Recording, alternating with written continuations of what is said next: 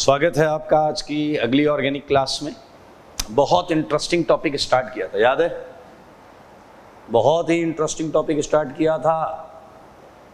क्या तुम्हें याद है? रेजोनेंस याद आया? और बहुत सारे एग्जाम्पल्स लिए थे। चौराहे पे मर्डर करवा दिया था, याद आया आपको? उसके एग्जाम्पल से हमने रेजोनेंस फिनोमेना को समझा था।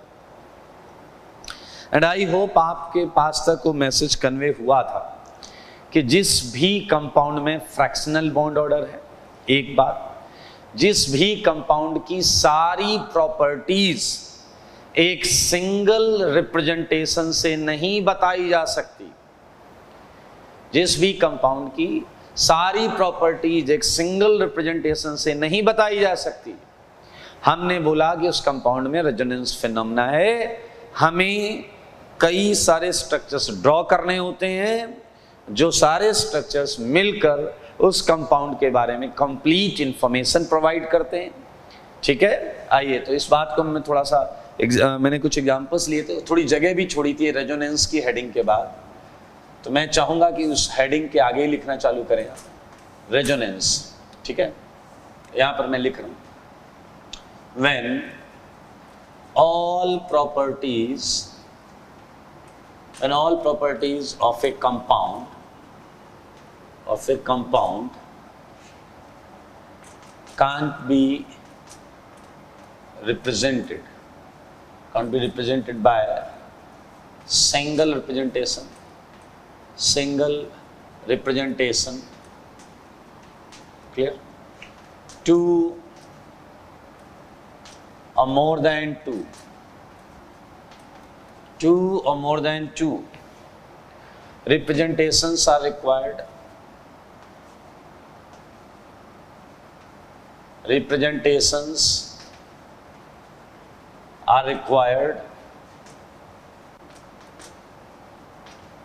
देखिए, कंपाउंड की सारी प्रॉपर्टी किसी एक सिंगल स्ट्रक्चर से रिप्रेजेंट नहीं हो पा रही है, हमें बहुत सारे रिप्रेजेंटेशंस बनाने पड़ रहे हैं। ठीक है, okay, then compound is known to have resonance phenomena।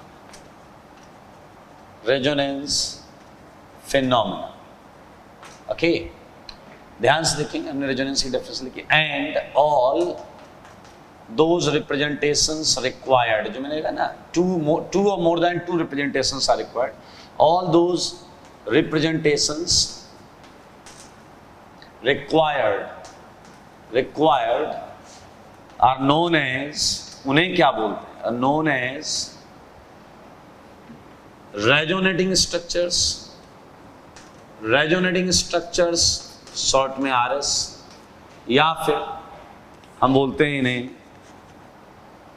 contributing structures,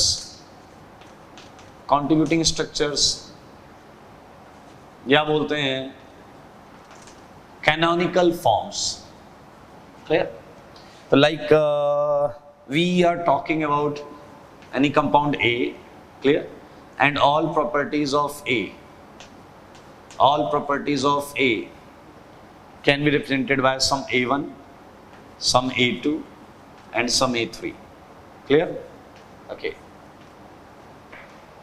ध्यान से सुने, we are talking about A, ठीक है, and all properties of A can be explained by help of these three representations, A1, A2, A3, A1, A2, A3।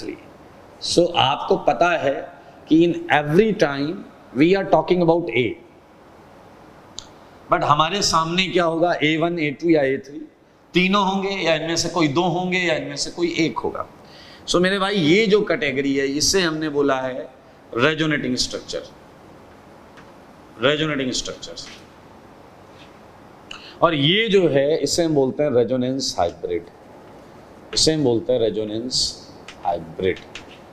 और सीधा सीधा एक example मैं आपकी तरफ उछालता हूं, आप देख सकते हैं।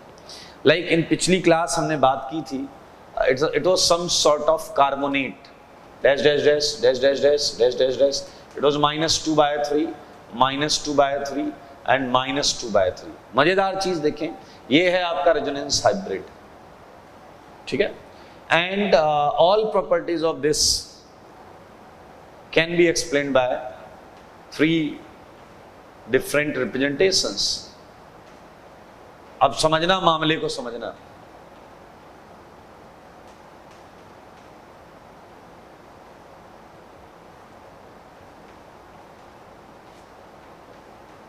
लुक एट दिस, ये भी इसकी प्रॉपर्टी, ये तीनों मिलकर इसकी सारी प्रॉपर्टी एक्सप्लेन कर रहे हैं। तो मेरे भाई पूरी कहानी क्लियर हो गई? कोई डाउट है तो पूछ लो। ये तीनों जो हैं ये मिलकर इसकी सारी प्रॉपर्टीज एक्सप्लेन कर रहे हैं। तो ये कौन है? ये रेजोनेटिंग स्ट्रक्चर्स है और ये हाइब्रिड है। अब हमारी खुशकिस्मती माने या बदकिस्मती कि अक्सर कार्बोनेट ऐसा बनकर आएगा, अक्सर कार्बोनेट ऐसा बनकर आएगा। तो अब हमें देखना इसे है, देखना इसे है, लेकिन सोचना इसे है। देखना इसे है, सोचना इसे है। आप समझ रहे हैं मामले को? देखना इसे है, सोचना इसे है। ये किसे रिप्रेजेंट करने आया? That's important thing. ये किसे रिप्रेजेंट करने आया है? ये दरअसल इसे रिप्रेजेंट करने आया, ठीक है। तो ये इसके की सर्टेन प्रॉपर्टीज को रिप्रेजेंट करने आया। तो आप देख लें, एक एग्जांपल है आपके सामने। ये जनरल फॉर्म है और ये एक एग्जांपल मैंने उठा लिया। So if A is a resonance hybrid and these are resonating structures बोल सकते हैं, कंट्रीब्यूटिंग स्ट्रक्चर्स बोल सकते हैं, कैनोनिकल फॉर्म्स बोल सकते हैं। क्लियर? एंड मजेदार चीज देखिएगा, रेजोनेंस हाइब्रिड कौन है? रेजोनेंस हाइब्रिड क्या है? ठीक है, बोलिए। ओरिजिनल कंपाउंड है, ये ओरिजिनल कंपाउंड है, ठीक है। जो A1, A2, A3 जो प्रॉपर्टीज एक्सप्लेन कर रहे हैं वो सारी इसके अंदर हैं। So we can mention it. ध्यान से देखिए, हम लिख सकते हैं resonance hybrid is real, original is real and contains all properties explained by its resonating structures, is its resonating structures। मेरे भाई मजेदार चीज देखना, मजेदार चीज देखना। सच तो यही है, सच यही है, यही है रियल और ये है हाइपोथेटिकल, ये है हाइपोथेटिकल। अब सुनना जरा, यही है अचरज की बात। जो रियल है, जो रियल है वो हमारे सामने क्वेश्चंस में, कॉपी पर, टेस्ट पेपर में या बुक में दिखेगा नहीं, क्योंकि it's not easy to draw. ये हमारी कुछ एग्जिस्टिंग थ्योरीज को वॉयलेट करता है। Carbon is looking some sort of hexavalent, देखो ना, 2, 2, 4, 2, 6। तो जो रियल है वो हमें दिखेगा नहीं और जो हाइपोथेटिकल है वो हमारी आंखों के सामने रहेगा। तो हमें बहुत समझदारी के साथ इस फंडे को यूज करते हुए कि देखो इसे और सोचो उसे, समझ रहे हैं आप? देखो इसे और सोचो उसे वाली फिलॉसफी को फॉलो करना होगा। तो मेरे भाई इस बात को मैं यहां खुलकर लिख रहा हूं कि रेजोनेटिंग स्ट्रक्चर्स आर हाइपोथेटिकल। यार ये लाइन को थोड़ा प्रैक्टिकली लेना, hypothetical. Resonating structures are hypothetical. इसका मतलब ये है कि when we are talking about this, तो इसका इस चीज से कोई लेना देना नहीं है, तो ये हाइपोथेटिकल। लाइक एक एग्जांपल और लेता हूं मैं। जैसे एक क्रिकेटर, बहुत क्रिकेटिंग लीजेंड बोल सकते हैं, सर डॉन ब्रैडमैन, ये उनकी उपाधि थी, सर डॉन ब्रैडमैन। अगर आप नहीं जानते तो ऑस्ट्रेलियन क्रिकेटर थे ये। तो he was very great cricketer. Sachin Tendulkar का टेस्ट में एवरेज 51 के आसपास है एंड डॉन ब्रैडमैन का क्रिकेट में जो एवरेज है वो 99.9 के आसपास है। So you can compare easily. सो अब बताइए, डॉन ब्रैडमैन ये कोई शख्सियत है या थी? Now we are going to talk about that personality. और हमने बुलाया सचिन तेंदुलकर को, हमने बुलाया ब्रायन लारा को, हमने बुलाया रिकी पॉन्टिंग। तो ये एक्सप्लेन कर रहे हैं, they are explaining. So they are resonating structures, and now I am saying they are hypothetical, they are hypothetical. Sachin Tendulkar तो है, अरे है, बट वो डॉन ब्रैडमैन नहीं है। तो word hypothetical is used with reference to hybrid. Okay, समझिए, ये बुक में भी लिखा होता है बट ये बड़ा कंफ्यूज करेगा आपको, आप समझे, इसीलिए मैं क्लियर कर रहा हूं। Resonating structures are hypothetical. इसका क्या मतलब है कि रेजोनेटिंग स्ट्रक्चर की खुद की कोई एग्जिस्टेंस हो सकती है, लेकिन हाइब्रिड से उसका डायरेक्ट लेना देना केवल एक पोर्शन का ही होगा। 100% प्रॉपर्टी वो एक्सप्लेन नहीं कर रहा है, आपको भी पता है। तो that's why it is written resonating structures are hypothetical. Clear? तो ये पॉइंट यहां पर। एक और एग्जांपल देता हूं आपको। ये एग्जांपल 1 मान लो, ये एग्जांपल 1, एक एग्जांपल और करो, एग्जांपल 2। Look at this. देखा है, सुना है, समझा है, सीखा है, और अभी से पहले आपको ऐसा लगता था कि ये दोनों सेम हैं, बस बुद्धू बनाने के लिए हमें दिया गया है आड़ा तिरछा लिखकर। नहीं, ये दोनों अलग अलग इन्फॉर्मर हैं और ये अलग अलग इंफॉर्मेशन लेकर आए हैं। अगर आपके पास बुद्धि नाम की चीज है तो आप समझ सकते हैं ये दोनों अलग अलग इन्फॉर्मर हैं और अलग अलग इंफॉर्मेशन लेकर आए हैं। पहला वाला ये बोल रहा है कि 1 2 3 4 और 5 6 में 1 2 3 4 और 5 6 में डबल बॉन्ड कैरेक्टर है। ऐसे पूछा गया और कोई इंफॉर्मेशन, इसने कहा ना। इसने कहा 1 2 3 4 5 6 में डबल कैरेक्टर है। इसने इतनी इंफॉर्मेशन दी और ये हटा, दूसरा आया, उसने कहा 2 3 4 5 1 6 में डबल कैरेक्टर है।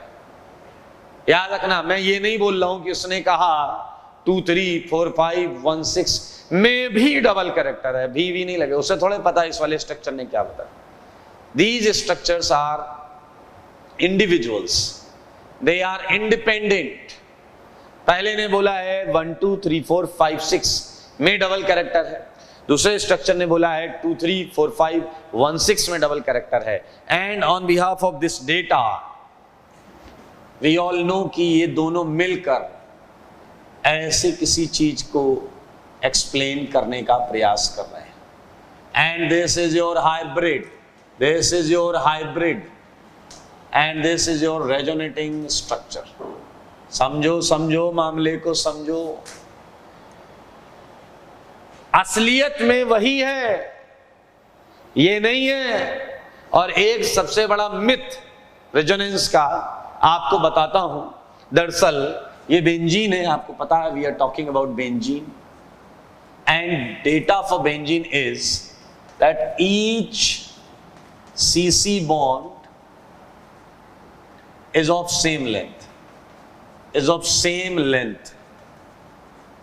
बॉन्ड ऑर्डर थियोरेटिकली हम ले लेते हैं 1.5, इसका बॉन्ड ऑर्डर होता है 1.5। व्हाट इट मींस कि हर कार्बन कार्बन बॉन्ड, समझना, यहां एक सिग्मा है और 0.5 पाई बॉन्ड है, यहां एक सिग्मा है और 0.5 पाई बॉन्ड है, यहां एक सिग्मा है और 0.5 पाई बॉन्ड है, यहां एक सिग्मा है 0.5 पाई बॉन्ड है, यहां एक सिग्मा है 0.5 पाई बॉन्ड है, यहां एक सिग्मा है 0.5 पाई बॉन्ड है। So this is your some sort of benzene representation. मेरे भाई, अभी तक की पढ़ाई से आपको यही तो पता चला कि इन दो कार्बन के बीच में एक सिग्मा इलेक्ट्रॉन सिग्मा बॉन्ड की इलेक्ट्रॉन डेंसिटी है और 0.5 पाई बॉन्ड की इलेक्ट्रॉन डेंसिटी। सेम डेटा तुम्हें इन दोनों के बीच में पता चला, सेम डेटा इन दोनों के बीच में पता चला, सेम इसके बीच में, सेम इसके बीच में, सेम इसके बीच में। सो अब अगर एक क्वेश्चन यहां उठा दिया जाए जो कि इलॉजिकल क्वेश्चन है, फिर भी मैं उठा रहा हूं कि क्या इन दो कार्बन के बीच की पाई इलेक्ट्रॉन डेंसिटी ऐसा कूद कर इधर जाएगी? क्या यहां की कूद कर इधर आएगी? क्या यहाँ की पाई इलेक्ट्रॉन कूद कर इधर आएगा? क्या पाई इलेक्ट्रॉन कूद कर इधर जाएगा? क्या इधर जाएगा? क्या ऐसे ऐसे ऐसे ऐसे ऐसे ऐसे घूमता रहेगा?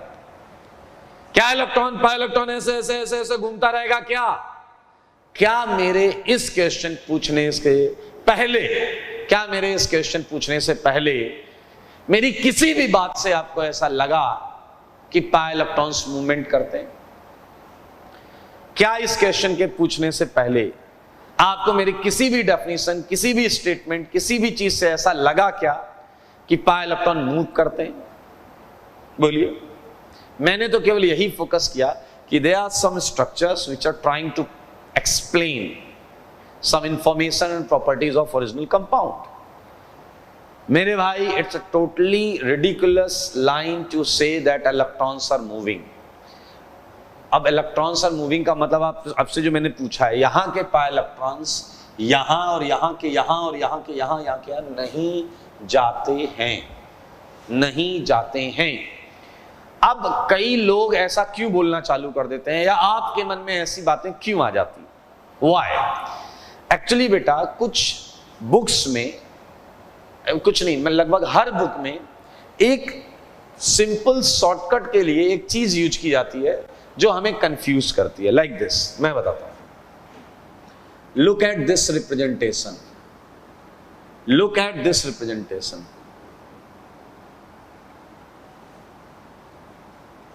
Look at this representation.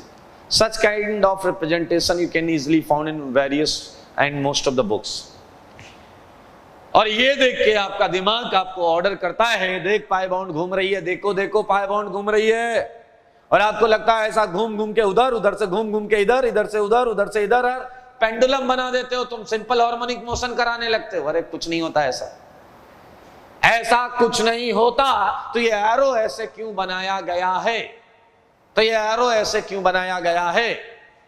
दरअसल बुक लिखने वाला आपको यह समझाना चाहता था कि अगर ये वाली बॉन्ड, ध्यान से सुनेंगे, अगर ये वाली बॉन्ड मैं 1-2 की जगह 2-3 पर बना दूं, अगर ये वाली बॉन्ड मैं 3-4 की जगह 4-5 पे बना दूं, और अगर ये वाली बॉन्ड मैं इसकी जगह 1-6 पर बना दूं, तो एक नया रेजोनेटिंग स्ट्रक्चर होगा।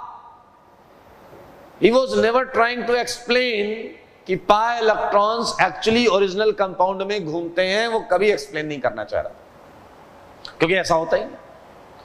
आप शायद इस बात को समझ पा रहे हैं, जो ओरिजिनल कंपाउंड है उसमें पाई इलेक्ट्रॉन्स 2 कार्बन के बीच में जितने हैं, इधर जितने हैं, इधर जितने हैं, इधर जितने हैं, इधर जितने हैं, they are not circulating। समझो मामले को, समझो। So such kind of arrow only helps you to draw another resonating structure, nothing else. These arrows are not contributing in resonance hybrid। समझो मेरी बात, ये जो एरो है ये रेजोनेंस हाइब्रिड में कोई कंट्रीब्यूशन नहीं दे रहे हैं। You are not going to consider कि देखो सर ये बता रहा है कि पाई इलेक्ट्रॉन घूम रहा, ना ना ना, गलत। ये केवल ये बता रहा है कि ये अगर हम ऐसा ड्रॉ करें, एक और स्ट्रक्चर ड्रॉ करने का ये एक शॉर्टकट तरीका है, और स्ट्रक्चर ड्रॉ करने का, और रेजोनेटिंग स्ट्रक्चर ड्रॉ करने का ये एक शॉर्टकट तरीका है। ओके, सो सच जान लेंगे तो चीजें आगे करने में बहुत मजा आएगा। सो this is all about in arrow को अब आप उतना सीरियसली मत लीजिएगा। दीज एरोज रिप्रेजेंट्स ओनली कि भैया इससे ये कैसे बना होगा। और सुनो, ये और ये मैंने कहा था, they are independent individuals, they are independent individuals, इनका आपस में कोई लेना देना नहीं है। ऐसे ऐसे मत सिंपल पेंडुलम मत बना देना, इन्हें घुमाना मत एक दूसरे में, समझ लो मामले को। Okay, so this is all about. वापस चलते हैं रेजोनेंस। क्या था, जब एक कंपाउंड की सारी प्रॉपर्टी एक स्ट्रक्चर एक्सप्लेन ना कर पाए, हमें 2 या 2 से ज्यादा स्ट्रक्चर्स की रिप्रेजेंटेशंस की आवश्यकता पड़े, तो हम बोलेंगे कि ओरिजिनल जो कंपाउंड है उसमें रेजोनेंस फिनोमेना है। एंड व्हाट इज दैट, कि भैया जो वेरियस स्ट्रक्चर्स रिक्वायर्ड है इन्हें हम बोलेंगे रेजोनेटिंग स्ट्रक्चर्स या कैनोनिकल फॉर्म्स या contributing structures. Resonance hybrid original compound है जो कि रियल होता है, रेजोनेटिंग स्ट्रक्चर्स हाइपोथेटिकल होते हैं। और एक और लाइन है जो मैं बताना चाह रहा हूं, ये हटा रहा हूं मैं,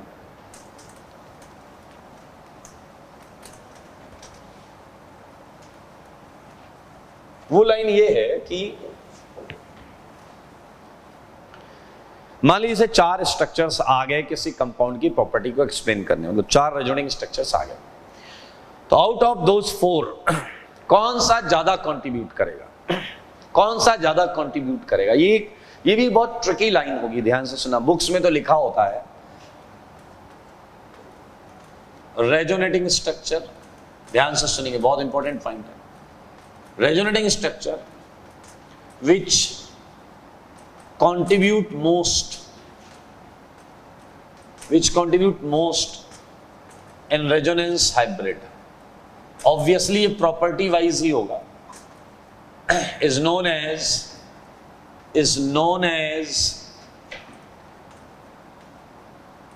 resonating structure, is known as most contributing resonating structure, most contributing resonating structure, most contributing resonating structure। ये लाइन 100% सही है, जो ज्यादा कंट्रीब्यूट करेगा उसका नाम रख दिया मोस्ट कंट्रीब्यूटिंग, इसमें कोई दिक्कत नहीं। बट अब डाइल्यूट कर दिया। अब डाइल्यूट क्या किया है कि जैसे मैंने अभी डॉन ब्रैडमैन का एग्जांपल लिया, क्रिकेटर का, तो मान लेते हैं कि न्यूज चैनल पर मिस्टर डॉन ब्रैडमैन की बर्थ एनिवर्सरी को सेलिब्रेट किया जा रहा है, वो है नहीं, तो 10 क्रिकेटर को बुला लिया गया, सचिन, बाकी और भी क्रिकेटर्स थे, और 2 घंटे का प्रोग्राम था। और ध्यान से सुनिएगा, 2 घंटे का प्रोग्राम था और 50 मिनट सचिन को ही बोलना था, और बाकी जो 70 मिनट्स बचते हैं उसमें बाकी 9 लोगों को बोलना था। तो अब अगर आपसे पूछा जाए कि मोस्ट कंट्रीब्यूटिंग रेजोनेटिंग स्ट्रक्चर कौन है, तो थियोरेटिकली तो हम बोलेंगे जो ज्यादा कंट्रीब्यूट कर रहा है। जैसे इस केस में आप देखें, बाकी सबको मान लेते हैं 8-8, 10-10 मिनट मिले, 5-5, 6-6, 8-8, 10-10 मिनट मिले, तो Sachin Tendulkar most contributing resonating structure हो गया डॉन ब्रैडमैन हाइब्रिड में। डॉन ब्रैडमैन हाइब्रिड में Sachin Tendulkar most contributing resonating structure हो गया। बट बुक्स में क्या लिखा होता है, ध्यान से सुनिए, कि हर रेजोनेटिंग स्ट्रक्चर, समझेंगे इस बात को, resonating structures contribute in proportion of their stability। अब यार ये फील करने वाली चीज है, ये बोल रहा है कि जो जितना ज्यादा स्टेबल होगा वो उतना ज्यादा कंट्रीब्यूट करेगा।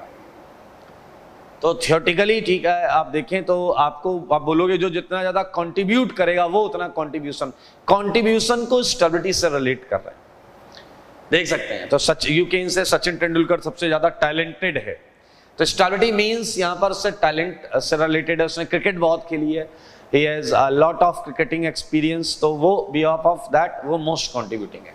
तो ये कह रहे हैं जो रेजोनेटिंग स्ट्रक्चर सबसे ज्यादा स्टेबल होगा वो सबसे ज्यादा कंट्रीब्यूट कर रहा होगा, ऐसी फिलोसफी है। तो जैसे अब आप बोलोगे सर बेंजीन के 2 RS आपने बनाए, तो आउट ऑफ दीज 2 RS कौन सा ज्यादा मोस्ट कंट्रीब्यूटिंग है, तो बुद्धि लगाओ, इन दोनों की स्टेबिलिटी तो बिल्कुल सेम होगी। If they are at same stability, तो मेरे भाई इसके 2 मोस्ट कंट्रीब्यूटिंग RS हैं, पहले वाला और दूसरा वाला, दोनों मोस्ट कंट्रीब्यूटिंग RS। कार्बोनेट के 3 बनाए थे, उसमें तीनों देखो स्टेबिलिटी तो तीनों की सेम होगी, तो ये सब में 2 सिंगल 1 डबल है, तो most contributing RS in proportion of their stability, higher the stability higher would be contribution, lower the stability lower would be contribution। तो ये हमने अभी क्या क्या सीखा, what is resonance 1, what is resonance hybrid 2, what is resonating structure 3, what is most contributing resonating structure 4। तो ये 4 चीजें हमने यहाँ पर सीखी। मैं आगे आपको लेकर चलूं उससे पहले मैं आपको एक छोटा सा सेगमेंट यहाँ कराना चाहता हूँ, and that segment is orbital diagram of compounds। देखिए ये एक सेगमेंट है जो आपको बहुत हेल्प करने वाला है। मैं ऑर्बिटल डायग्राम कराऊंगा आपको फॉर ऑर्गेनिक कंपाउंड्स, क्लियर। ये एक्चुअली आपको रेजोनेंस की बहुत क्लोज फील देगा, बहुत मजा आएगा आपको ये करके, ठीक है, और आप रेजोनेंस को अपनी खुली आंखों से देख पाएंगे, ठीक है। कि सच्चाई क्या है, आप इसे समझ पाएंगे, इस चीज के रहस्य को थोड़ा और समझ पाएंगे, ठीक है। लेकिन मुझे ये चालू करने से पहले ऐसा डाउट है कि कहीं आप लोग हाइब्रिडाइजेशन से की नॉलेज से मरहूम ना हो, तो मैं थोड़ा सा हाइब्रिडाइजेशन, यहाँ पर हाइब्रिडाइजेशन सुना है कभी जीवन में? Hybridisation it's a mixing of orbitals. मैं बहुत हाइब्रिडेशन पढ़ा नहीं रहा हूँ मैं आपको, हाइब्रिडाइजेशन आप इनऑर्गेनिक केमिस्ट्री में ही पढ़ेंगे। मिक्सिंग ऑफ ऑर्बिटल्स बहुत कुछ होता है, वो मैं 10 घंटे पढ़ा सकता हूँ, बट वो मेरे सब्जेक्ट का नहीं है, इसलिए मैं नहीं जा रहा हूँ। मैं इतना ही बता रहा हूँ जितना ऑर्गेनिक में जरूरत है। Mixing of orbitals to provide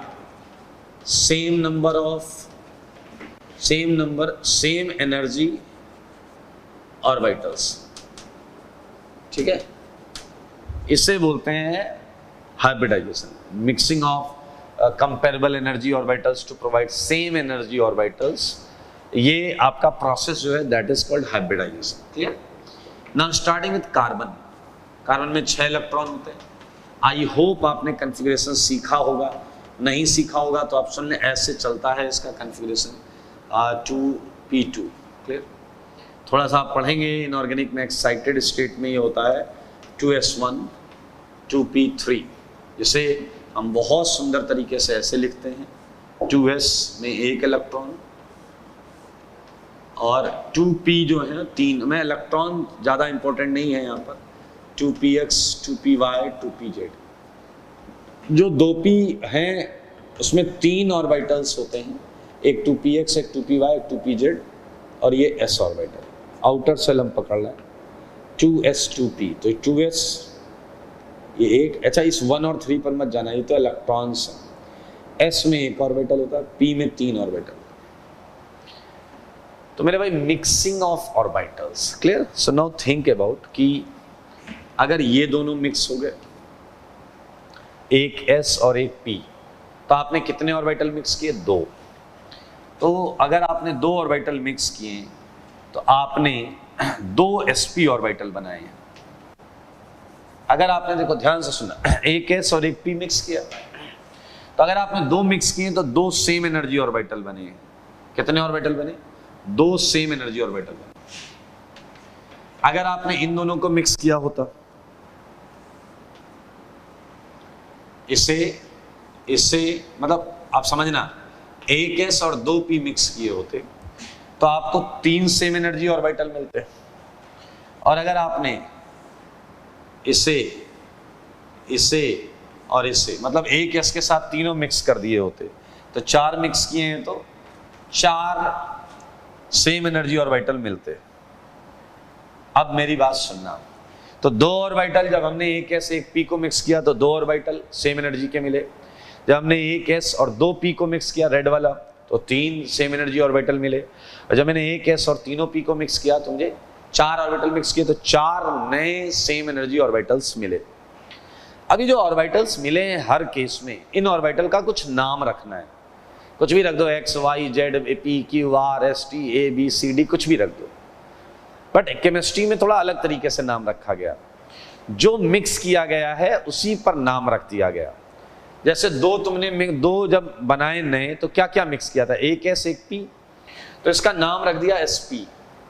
sp just a name of orbital, sp is a name of orbital. 2 sp orbital बन गए।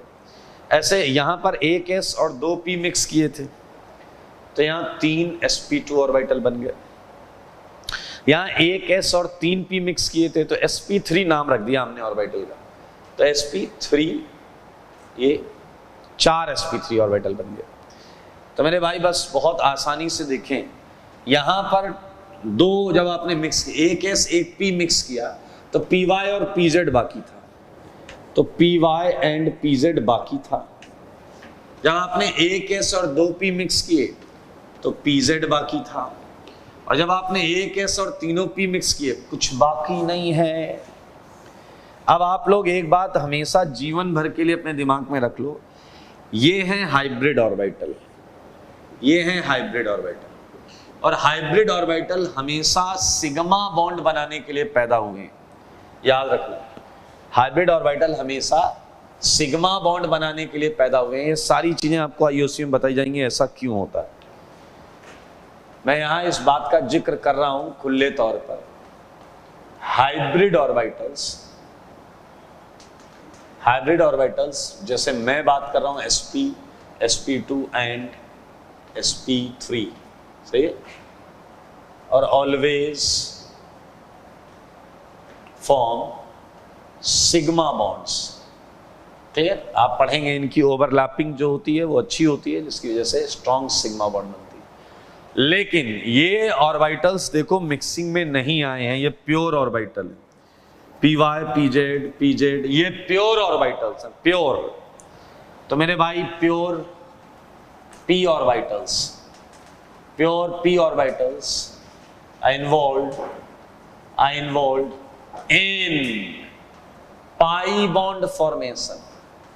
मेरे भाई देखो जरा ध्यान से, तो आप अपनी बुद्धि लगाकर ये बोल सकते हो इसका मतलब क्या ये 2 पाई बॉन्ड बनाएगा। वेरी गुड, देखो 2 sp मतलब 2 सिग्मा और ये मतलब 2 पाई, दिख जाएगा आपको। py भी है, pz भी है।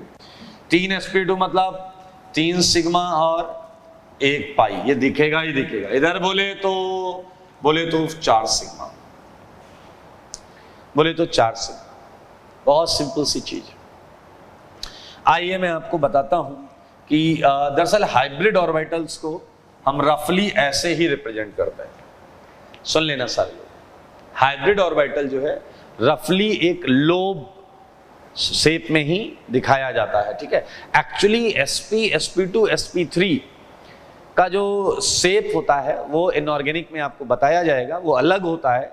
बट हम थोड़ा सा कंजूसी करते हुए, इजी बनाते हुए एक लोब ही बनाते हैं, चाहे sp हो, चाहे sp2 हो, चाहे sp3 हो। ठीक है, चलिए जैसे मैं 2 sp बनाना चाहता हूं, तो आप लोग देखें, दिस इज कार्बन एंड ये आया आपका sp।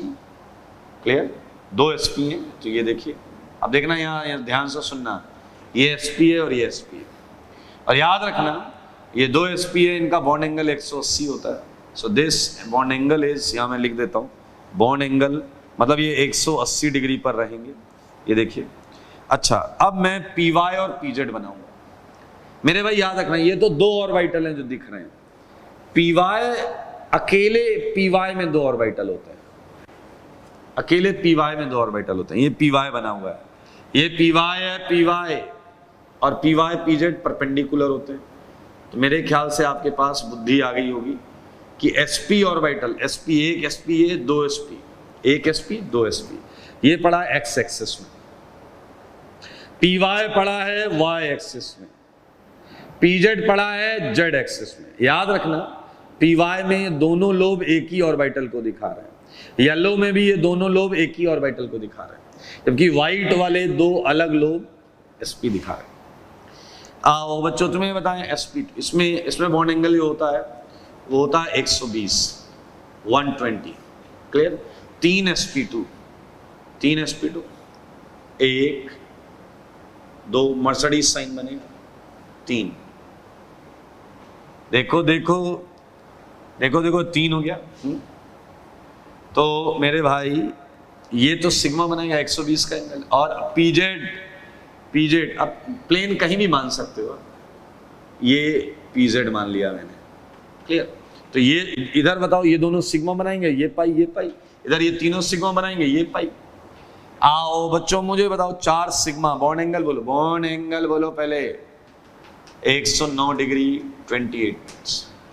और इसमें कार्बन 1 2 3 4, ये है आपका, आप देखिए ये चारों सिग्मा बॉन्ड बनेंगे। तो भैया ये छोटी मोटी चीज इनऑर्गेनिक केमिस्ट्री आप मुझसे पढ़वा रहे हो इतनी देर से, ठीक है ना। तो मैं आपसे ये रिक्वेस्ट करता हूं कि अगर आपको ये sp, sp2, sp3 आता है तो बहुत अच्छी बात, नहीं आता तो देख लो, इससे ज्यादा हमें आवश्यकता नहीं पड़ेगी। ये ऑर्बिटल है और हमें ऑर्बिटल डायग्राम बनाने हैं, ठीक है, बहुत आसान है, थोड़ा सा मन लगाएंगे तो सब सीख जाएंगे, ठीक है ना। चलिए चलो बच्चों आगे बढ़ेंगे, ठीक है, और बेहतरीन चीज करेंगे। एक और छोटा सा पॉइंट मैं लिखना चाह रहा हूं। Resonating structures are written between resonating structures हम ये फॉलोइंग एरो इज यूज्ड, ये जो एरो मैं बना रहा हूं उतनी देर से आपने देखा होगा, इज यूज्ड। ये देखिए ये एरो यूज करते हैं। इसलिए एक एग्जांपल भी देता हूं मैं आपको। एग्जांपल, सुन्ना सुन्ना सारे सुन्ना,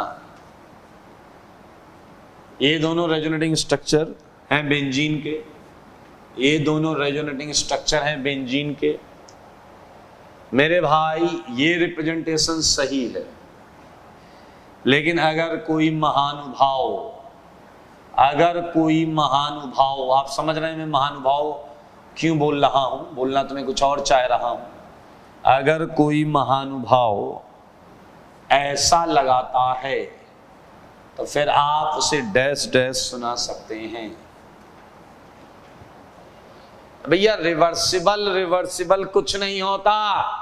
अरे जब ये खुद नहीं होते तो ऐसी कोई रिएक्शन, ये कोई रिएक्शन थोड़े है। It's not a reaction, it's a hypothetical segment.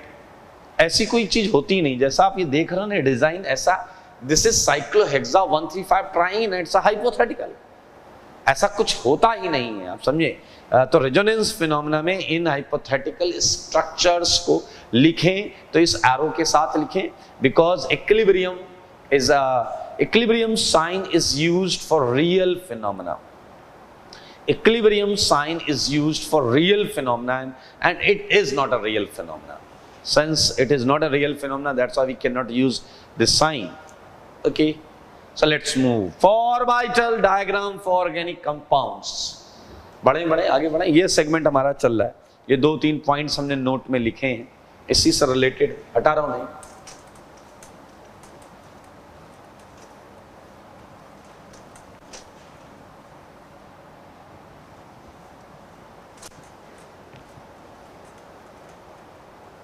आइए, बात है ऑर्बिटल डायग्राम की। तो यहां आप फील कर पाएंगे कि हाइब्रिड कैसा होता है, जो हम रेजोनेंस हाइब्रिड की बात कर रहे थे, बेंजीन, ओरिजिनल बेंजीन की बात कर रहे थे। अच्छा सुनिएगा, एक और पॉइंट है नोट में, मैं कंटिन्यू कर रहा हूं, 3 पॉइंट लिखाए थे मैंने। 4th पॉइंट, केमिस्ट्री में, ऑर्गेनिक में अगर कोई चार्ज है, लाइक प्लस चार्ज है या माइनस चार्ज है या इलेक्ट्रॉन डेंसिटी है, इलेक्ट्रॉन डेंसिटी का भी मतलब होता है माइनस चार्ज। तो अगर ये सारी डेंसिटीज या चार्ज बढ़ेंगे तो ये अनस्टेबल होंगे, और अगर ये घटेंगे तो ये स्टेबल होंगे। Like there is a plus charge on A, there is a plus charge on A. अगर ये प्लस चार्ज बढ़ रहा है तो ए अनस्टेबल हो रहा है, ए प्लस अनस्टेबल हो रहा है, और अगर ये चार्ज घट रहा है तो ये स्टेबलाइज हो रहा है। If a minus is there, same philosophy is there. अगर माइनस बढ़ रहा है तो अनस्टेबल हो रहा है। ए पर लोन पेयर है, अगर lone pair density, electron density बढ़ रही है तो ये अनस्टेबल हो रहा है। अच्छा, मैंने एक बार इनसे पूछा, ए प्लस से मैंने पूछा, भैया तुम क्यों अनस्टेबल हो रहे हो, तुम्हारा प्लस बढ़ रहा है तो तुम्हें खुश होना चाहिए। कह रहा है क्या बात कर रहे हो, मेरा प्लस बढ़ रहा है तो राह चलता कोई भी माइनस मेरे ऊपर अटैक कर जाएगा। मैंने कहा वो तो है। मैंने माइनस से बात की, सेम कहानी उसने सुनाई। उसने कहा मेरा माइनस बढ़ाओगे तो मैं उसे संभालूंगा कैसे, कोई भी प्लस आएगा मुंह उठा के अटैक कर जाएगा। मैंने लोन पेयर वाले ए को बुलाया, मैंने कहा क्या तुम भी सेम कहानी सुनाओगे। उसने कहा मेरे ऊपर ये लोन पेयर की जिम्मेदारी है, अगर लोन पेयर इलेक्ट्रॉन डेंसिटी बढ़ती है तो कई ऐसे भागते हुए चले आएंगे जिनके पास इलेक्ट्रॉन की कमी है और वो मेरे इलेक्ट्रॉन को चुरा लेंगे, और चुरा लिया अगर तो आपको पता है गड़बड़ हो जाएगा। तो मेरे भाई आइए इस थ्योरी को हम किस तरीके से समझने वाले हैं, देखिए 100% ध्यान से सीखें, समझें, सीखें। तो मैं 4th पॉइंट में इंपॉर्टेंट पॉइंट है लिख रहा हूं, ऑन डिक्रीजिंग चार्ज डेंसिटी, ठीक है, वो कोई भी चार्ज डेंसिटी हो सकती है, पॉजिटिव या नेगेटिव, ठीक है। चार्ज डेंसिटी स्लैश में इलेक्ट्रॉन डेंसिटी भी लिख रहा हूं, इलेक्ट्रॉन डेंसिटी, ठीक है। Ion slash compound gets stabilized. Okay, so it's one of the point. Now moving towards orbital diagram. मैंने एक एग्जांपल दिया आपको, सारे लोग सुनना। मैंने कंपाउंड दिया CH3 CH2 CH2 NH2। ध्यान से सुनना, बातचीत चलेगी, वार्तालाप चलेगी, उसमें आप बस अपना योगदान दें, दिमाग खोलकर चीजों को समझें। थोड़ा सा H आड़ा तिरछा बनता है मुझसे, आप समझ जाएंगे, मैं ऐसा मानता हूं, आदत पड़ जाएगी आपकी।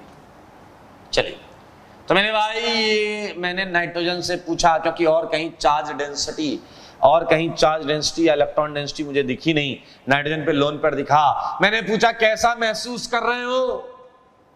इसने कहा ठीक ओके। मैंने कहा क्या हुआ, ओके क्यों बोल रहे हो? कह रहा ये 3 कार्बन, आप इंडक्टिव इफेक्ट पढ़ चुके हैं, सारे के सारे याद रखना, ये 3 कार्बन की चेन प्लस आई डोनेटिंग इफेक्ट, प्लस आई डोनेटिंग इफेक्ट। इसने कहा मेरे इलेक्ट्रॉन डेंसिटी बढ़ाने की आवश्यकता क्या है?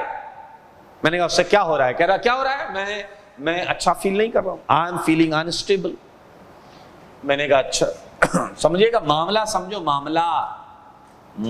समझो। हाइब्रिडाइजेशन निकालना आता है, अच्छी बात है, नहीं आता है तो अभी आप सीख जाएंगे। आपने sp3 में देखा जिसके पास 4 चीजें हो, 4 चीजें, sp3 में 4 चीजें थी।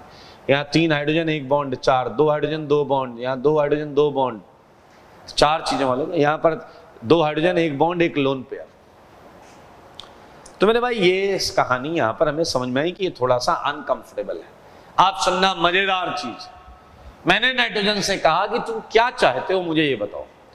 इसने कहा मैं चाहता हूं कि मेरे ऊपर मौजूद ये इलेक्ट्रॉन डेंसिटी मेरे ऊपर कम हो जाए, मैंने खत्म हो जाए। कह रहा मजा आ जाएगा, लेकिन पहले कम से कम तो कर दो।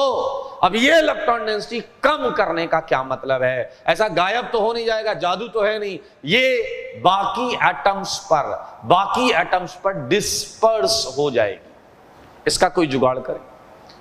तो मैंने इससे कहा तुम ही कोई रास्ता बताओ। इसने कहा सर एक काम है, अगर मेरे पड़ोस में, ध्यान से सुनना, महा इंपॉर्टेंट लाइन। इसने कहा अगर मेरे पड़ोस में कोई पाई बॉन्ड आ जाए या कोई पी ऑर्बिटल आ जाए तो मैं उसके साथ अपने इन पाई इलेक्ट्रॉन्स को शेयर कर लूंगा। और शेयरिंग करने से बताइए इसके ऊपर इलेक्ट्रॉन डेंसिटी कम हो जाएगी। मैंने कहा आपने इच्छा जताई है तो मैं आपको बिल्कुल ये दे देता हूं, लो। आपके पड़ोस में पाई बॉन्ड दे दी मैंने। शाम को मैंने नाइट्रोजन को फोन किया, पूछा how are you feeling now, तुम्हारी इच्छा पूरी हो गई, तुम्हारे पड़ोस में पाई बॉन्ड आ गई। गुस्से में था, भयंकर गुस्से में। कह रहा है सर थोड़ा और दूर देते। मैंने कहा हुआ क्या? कह रहा है पड़ोस का मतलब नहीं जानते क्या? पड़ोस का मतलब होता है एकदम बाजू में इधर।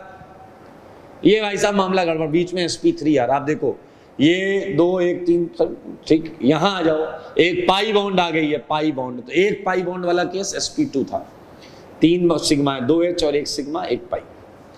तो यहां पर भी मेरे भाई नाइट्रोजन ऐसे। आप देखना थर्ड केस, मैं मामला समझ गया हूं और आप भी समझ लो जल्दी से। मेरे भाई ये देखो, इसके जस्ट बाजू वाले कार्बन पर पी ऑर्बिटल मिला है, जिससे कि अब ये नाइट्रोजन पहले से बहुत ज्यादा स्टेबल है और सरप्राइजिंगली इसका हाइब्रिडाइजेशन भी sp2 हो गया। इसका हाइब्रिडाइजेशन sp2 क्यों हुआ वो समझना। चलो मैं यहां से स्टार्ट कर रहा हूं। ये कार्बन है sp2, और अगर आपको याद हो तो मैंने sp2 कार्बन को मर्सिडीज साइन जैसा बनाया था। याद है तो बहुत अच्छी बात है। ये कार्बन बना हुआ आपके साथ और इस पे मैंने एक वो बनाया था, वो उससे जानते हो पीजेड, ये पीजेड बना हुआ। आप बताइए इस कार्बन पर क्या क्या लगा है? एक हाइड्रोजन लगा है, इस कार्बन पे एक हाइड्रोजन लगा है, ये हाइड्रोजन लगा है।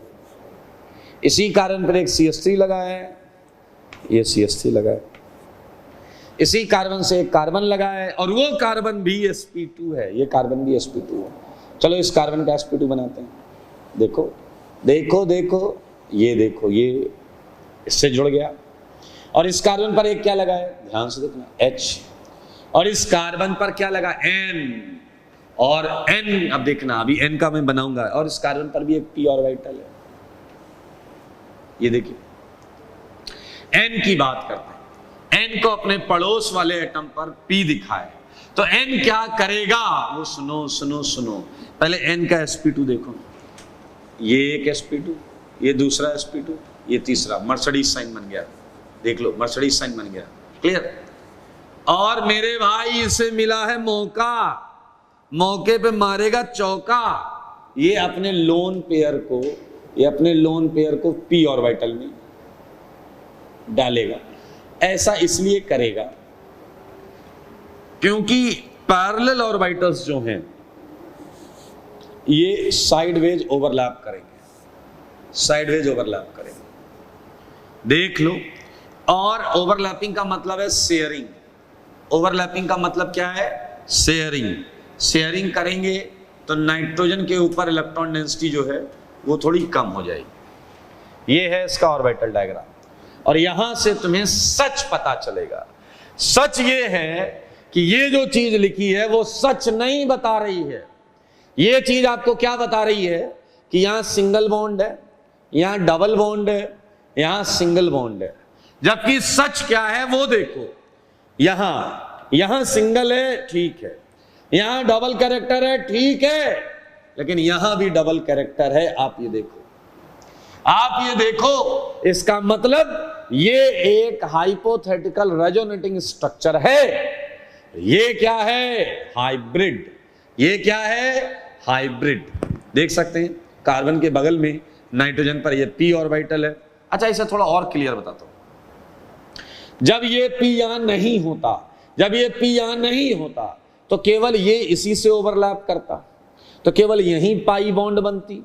लेकिन अगर ये ऑर्बिटल यहां है, उसके एक आजू भी है और एक बाजू भी है, तो इसकी इलेक्ट्रॉन डेंसिटी का थोड़ा हिस्सा इधर और थोड़ा इधर ओवरलैप करेगा, जिससे इधर भी डबल कैरेक्टर आ जाएगा और इधर भी डबल कैरेक्टर आ जाएगा। तो आप समझ रहे हैं, ये ऑर्बिटल डायग्राम है। एक और चीज मैं आपको बताना चाहता हूं, बेहद आसान और छोटी बात है कि मेरे भाई, दरअसल 4th क्वेश्चन में ले लेता हूं, ध्यान से सुने, सारे लोग सुनना।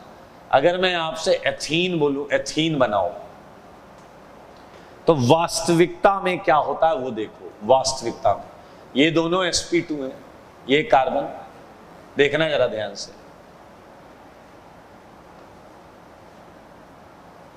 ये इस तरीके से इनके ऑर्बिटल्स ओवरलैप करते हैं। ध्यान से देखना। असलियत ये है कि इस कार्बन का p ऑर्बिटल एक्चुअली इसके p ऑर्बिटल से टच करता है। ये सच है, ये सच है, सुन लो, मैं कह रहा हूं ये सच है, सुन लो। ये है असलियत, लेकिन हम इसे डाइल्यूटेड फॉर्म में बनाते हैं, हम इसे जानबूझकर ऐसा बनाते हैं। सारे लोग सुनना, हम इसे जानबूझकर ऐसा बनाते हैं। कैसा, ये देखना देखना, हम इसे जानबूझकर ऐसा बनाते हैं और लाइन से टच होता हुआ दिखाते हैं, लाइन से टच होता हुआ दिखाते हैं, लाइन से टच होता हुआ दिखाते हैं। असलियत ये है, असलियत ये है, लेकिन हम दिखाते हैं इसे ऐसा। पूरी ऑर्गेनिक में आप देखिएगा ऐसे ही दिखाया जाएगा। ये लाइन कुछ नहीं होती, ये लाइन तो इशारा है, इंडिकेटिव फॉर्म है। ये p ऑर्बिटल एक्चुअली ओवरलैप कर रहे होते हैं ऐसा। तो यहां मैं इन्हें कितनी दूर क्यों क्यों ना बना दूं, बट ये टच जरूर करते हैं। ये ओ बड़ा सा ऐसा, ये ऐसा, और इधर से ये ऐसा, तो ओवरलैपिंग होती है, जिसकी वजह से इसकी इलेक्ट्रॉन डेंसिटी का कुछ हिस्सा इधर डिस्पर्स हो जाता है और ये कंफर्टेबल फील करता है। ये है सच, सच है, सच है, ये समझो आप, ये सच है। बनाएंगे ऐसे, मतलब समझ लेना आप। तो ये इसका orbital diagram, nitrogen happy, nitrogen के लोन पेयर, नाइट्रोजन के लोन पेयर, बताओ नाइट्रोजन पर, इस केस में नाइट्रोजन पर है या इधर चले गए। अच्छा आप समझना थोड़ा सा, ये वर्ड भी थोड़ा क्लियर करना। नाइट्रोजन पर मौजूद इलेक्ट्रॉन डेंसिटी का क्या कोई हिस्सा इधर गया है? आंसर है यस। क्यों गया है? Because p orbitals are overlapping. कोई हिस्सा गया है, यानी कि पूरे इलेक्ट्रॉन्स नहीं गए हैं। नाइट्रोजन पर जो पहले इलेक्ट्रॉन थे उसे कम किया गया है, मिनिमाइज किया गया है, खत्म नहीं हुए हैं। तो मेरे भाई दिस इज ऑर्बिटल डायग्राम। और बताता हूं मैं, और एंजॉय करिए। देखिए one of the question, fourth, ये देखें आपको अच्छा लगेगा। CH2CHO मेरे भाई lone pair, lone pair, lone pair, बाजू में पी ऑर्बिटल। कैसे दिखा बाजू में पी ऑर्बिटल? डबल बॉन्ड है ना, पी ऑर्बिटल। इसका ऑर्बिटल डायग्राम बनाते हैं, आ जाओ। अरे नंबर 5 कर दो, इसे 5 कर दो, 5, ये नंबर 5। आओ आओ बच्चों, फोर्थ का डायग्राम बनाते हैं। तो फोर्थ में ये sp2 है, देखो सारे sp2 sp2 sp2, ये कार्बन sp3। तो बनाते हैं कार्बन, मैं यार केवल पाई बॉन्ड वाला बना रहा हूं, ठीक है? तो आप समझदार हो, हैं? देखना कितना मजेदार है। ऑक्सीजन sp2 है, ऑक्सीजन sp2 है, तो 3 sp2 ऑर्बिटल होने चाहिए। एक sp2, 2 sp2, एक sp2 ये, और एक p होना चाहिए। देखो मदरबोर्ड पर ऑक्सीजन के 3 sp2 पे लगा क्या होगा? एक कार्बन बॉन्ड, एक CH3 बॉन्ड, और यहां पर होगा लोन पेयर। 2 लोन पेयर होते हैं, 2 लोन पेयर होते हैं। एक लोन पेयर तो डिस्पर्स हो गया। समझो इशारों को, अगर समझो इशारे को, आप समझ गए हो ये इससे टच करेगा। तो एक जबरदस्त चीज सीखने को मिली। मैं काम करता हूं, CH3 इधर कर देता हूं ताकि आप चीजें बहुत सुंदर तरीके से देख पाए। मैं CH3 इधर कर देता हूं ताकि मैं ओवरलैपिंग भी बिंदास दिखा सकूं। ये ओवरलैपिंग हुई है, और इधर मैं दिखा देता हूं लोन पेयर। देखो देखो मेरे भाई, ये है ऑर्बिटल डायग्राम। और फिर आपको पता चला ये सच नहीं बोल रहा है, ये कह रहा है यहां सिंगल बॉन्ड है। अपने को पता है इधर भी डबल है, इधर भी डबल है, ये हाइब्रिड का रोल प्ले कर रहा है। और हमें बहुत चीजें पता चल रही हैं। Out of 2 lone pair of oxygen, एक डिस्पर्स हुआ है, डिस्पर्स मतलब शेयर हुआ है, एक वहीं मौजूद है। अब आप कहोगे ऐसा क्यों? अरे एक ऑर्बिटल में 2 से ज्यादा इलेक्ट्रॉन नहीं हो सकते, और ये p इसके पैरेलल है, तो इसलिए वो टच करेंगे। तो मेरे भाई एक यहां पर हम नियम बना सकते हैं। नियम देखो, नियम क्या है? नियम ये बना सकते हैं कि कभी भी लोन पेयर एटम के बगल में अगर p ऑर्बिटल आएगा तो लोन पेयर एटम sp2 होगा, और उसका एक लोन पेयर p ऑर्बिटल में चला जाएगा। जैसे देखो, इसका एक लोन पेयर p ऑर्बिटल में चला गया, इसका एक लोन पेयर p ऑर्बिटल में चला गया। तो इसे हम डंके की चोट पे लिखते हैं। If p orbital is present adjacent to any lone pair atom, adjacent to any lone pair atom, then that lone pair atom is sp2 hybridized, सही बात है, and one of its lone pair, बहुत common sense की बात लिख रहा हूं, one of its lone pair lies in P orbital, P orbital में रहेगा। चलो चलो एक और मजेदार क्वेश्चन देता हूं, 5 क्वेश्चन दे दिए थे मैंने। Look at 6th, CH2 double bond CH बुद्धि लगाओ, डबल है, पी है, Cl पर लोन पेयर। ए सच नहीं बोल रहा, ये सिंगल नहीं है। पीछे वाले दूर से तुम्हें सिंगल लग रही है बॉन्ड, बट यहां डबल कैरेक्टर है। बोलो कैसे? इसके ऊपर देखो 3 लोन पेयर है, एक लोन पेयर पी में होगा और वो इससे टच कर रहा होगा, तो इस बॉन्ड में सिंगल से ज्यादा कैरेक्टर होगा, डबल कैरेक्टर होगा। तो आप ये 6th का बना के लाएंगे ऑर्बिटल डायग्राम। 7th में देता हूं CH2 double bond CH, CH2 minus, same question है भाई साहब। CH2 माइनस में आपको पता होना चाहिए कि इस पर लोन पेयर है, CH2 माइनस में इस पर लोन पेयर है, ये आपको पता होना चाहिए। 8th CH2 double bond CH, मतलब जो भी ऐसे केसेस होंगे NHCH3 कर लीजिएगा, बिल्कुल लोन पेयर वाला केस आ गया। मैं हटा देता हूं ये वाला सिग्नल।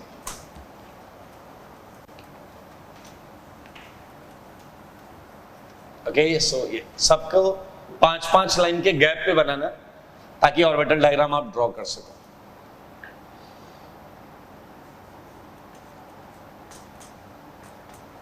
पायरॉल कंपाउंड है इसका, हम बना लेते हैं, अभी बना लेते हैं, टेंशन मत लो। एनिलीन है, एनिलीन बेंजीन के साथ।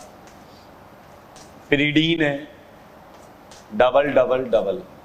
सोच समझ के बनाइएगा, पेंसिल से बनाना, पेंसिल से। हाँ मुझे भरोसा है आप पे, नहीं तो आप रायता फैला दो।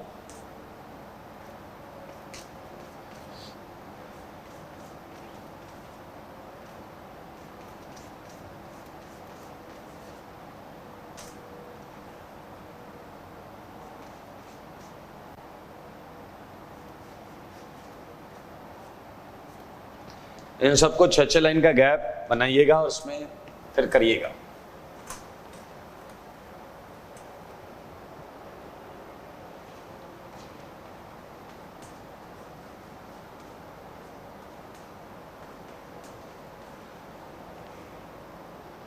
एक बनाइएगा CF3 प्लस का, एक बनाइएगा CCl3 माइनस का,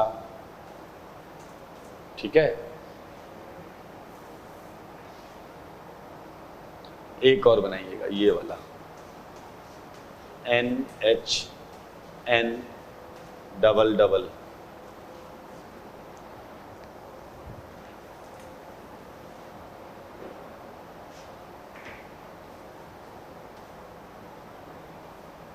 डबल डबल और इस कार्बन पर माइनस इसका बनाइएगा। चलिए मैं जैसे 9th बताता हूं। देखो 9th में सेम फंडा लग रहा है, ये लोन पेयर एटम है, लोन पेयर एटम, और बगल में क्या है, पी ऑर्बिटल है, इधर भी है। तो आप इसका डायग्राम जो बनाएं उसमें आपको समझ में आ गया कि नाइट्रोजन का लोन पेयर भी पी में जाएगा। तो आप सारे लोग देखें, यहां तो ऑलरेडी पी ऑर्बिटल है, यहां तो ऑलरेडी पी ऑर्बिटल है, आप देख सकते हैं। और जैसा कि अभी अभी आपने बोला कि नाइट्रोजन लोन पेयर बाजू में पी आया तो उसका सपना है वो पूरा हो जाएगा। और अब आप देखो सच देखो, ये वाला जो है डिजाइन, वो आपको केवल ये बता रहा है कि ये टच कर रहा है, ये टच कर रहा है, ये बता रहा है कि केवल ये टच कर रहा है। लेकिन असलियत आपको दिख रही है कि अगर ऐसा है तो ये भी टच करेगा, ये भी टच करेगा और ये भी टच करेगा। ये सच है, ये नीचे से भी टच करेंगे, तो मैंने ऐसे ही बनाया। यानी कि यहां भी डबल कैरेक्टर है, यहां भी डबल कैरेक्टर है, यहां भी डबल कैरेक्टर है, यहां भी डबल कैरेक्टर है, यहां भी डबल कैरेक्टर है, यहां भी डबल कैरेक्टर है, यहां भी। ये सच बता रहा है, ऑर्बिटल डायग्राम सच बता रहा है। ये तो सारे हाइपोथेटिकल रेजोनेटिंग स्ट्रक्चर हैं जो केवल एक स्ट्रक्चर है जो कुछ इंफॉर्मेशन लेकर आए। देखिए ऑर्बिटल डायग्राम आपको सच बता रहा है। अगर ये दो पैरेलल हैं और अगल बगल हैं, तो ये दो भी तो पैरेलल हैं और अगल बगल हैं, वो भी टच करेंगे। तो मेरे भाई ये सबका पेंसिल से आप ऑर्बिटल डायग्राम बनाइएगा, और ये बहुत इंपॉर्टेंट है, तो इसे धैर्य और तसल्ली से करिएगा। इन केस कोई डाउट आए तो आप वीडियो को वापस देख लीजिएगा ताकि आपका डाउट खत्म हो जाए। आज के लिए इतना ही। ख्याल रखें अपना, स्वस्थ रहें, मस्त रहें, पढ़ाई में व्यस्त रहें। ठीक है, आज के लिए इतना।